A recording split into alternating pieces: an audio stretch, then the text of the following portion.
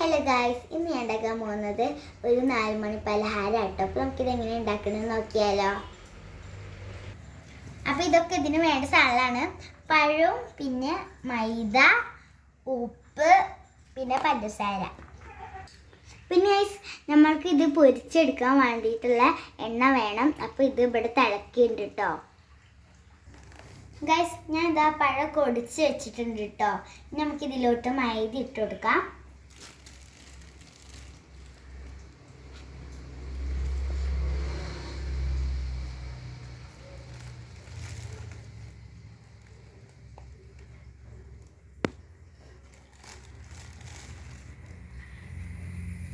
അപ്പം നമുക്കിതിക്ക് ആവശ്യമായ മൈദ ഇട്ട് കൊടുത്തിട്ടുണ്ട്. ഇനി നമുക്കിതിലോട്ട് കുറച്ച് ഉപ്പിട്ട് കൊടുക്കാം. അപ്പോൾ ഇനി നമുക്കിതിലോട്ട് ഉപ്പിട്ട് കൊടുക്കാം. അത് കഴിഞ്ഞിട്ട് നമുക്കിതിലോട്ട് ഷുഗർ ആഡ് ചെയ്ത് കൊടുക്കാം.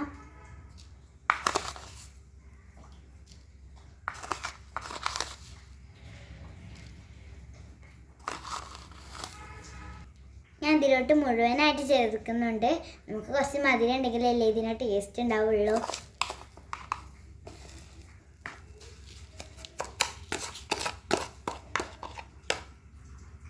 ഇനി നമുക്ക് ഇത്രയും സോഡാപ്പൊടി ചേർത്തെടുക്കാം. കുറച്ച് മതി കേട്ടോ, വല്ലാതെ ആഡ് ചെയ്ത് കൊടുക്കരുത്.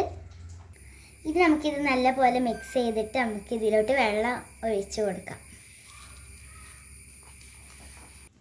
ഗൈസ്, ഇപ്പോൾ ഞാൻ ഇത് നല്ല പോലെ മിക്സ് ചെയ്തിട്ടുണ്ട്. ഞാൻ വെള്ളം ഒഴിച്ചിട്ടില്ല, കാരണം എനിക്ക് ഇതിലോട്ട് വെള്ളം ഒഴിക്കണ ആവശ്യം വന്നില്ല. നിങ്ങൾക്ക് വന്നിട്ടുണ്ടെങ്കിൽ നിങ്ങൾ ഒഴിച്ചുകൊണ്ട് കേട്ടോ.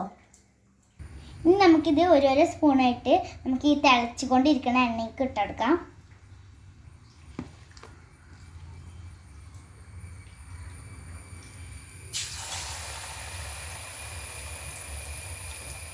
അപ്പോൾ നല്ലപോലെ തിളച്ച് വരുന്നുണ്ട്. കൈകൊണ്ടാക്കിക്കൊണ്ട് ഗൈസ്, ഞാൻ സ്പൂണ് മാറ്റി വെച്ചിട്ടോ, കൈ കൊണ്ടാക്കണം കേട്ടോ ഞാൻ.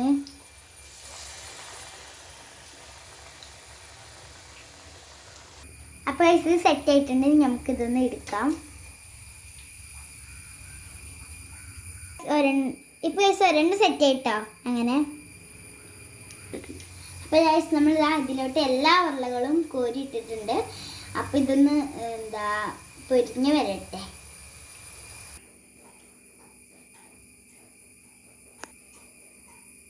അങ്ങനെ ഇത്രേ ഉള്ളൂ കേട്ടോ. ഇത് ഭയങ്കര എളുപ്പമാണ്. 5-4 സാധനങ്ങളൊക്കെ മതി ഇതിലുണ്ടാക്കാൻ. ചെറുപഴം വീട്ടിൽ നിങ്ങൾക്കിത് എത്ര എളുപ്പമാണെങ്കിലും ഉണ്ടാക്കാം. അപ്പം നമുക്കിതൊന്ന് ടേസ്റ്റ് ചെയ്ത് നോക്കാം.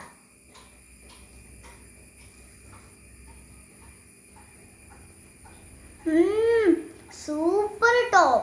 എന്നാൽ ചൂടോട് നമുക്ക് അപ്പം തന്നെ കഴിക്കാം കേട്ടോ. നല്ല ടേസ്റ്റ് ഉണ്ട്. അപ്പോൾ എല്ലാവരും ട്രൈ ചെയ്ത് നോക്കണം. അപ്പോൾ എല്ലാവർക്കും ബൈ.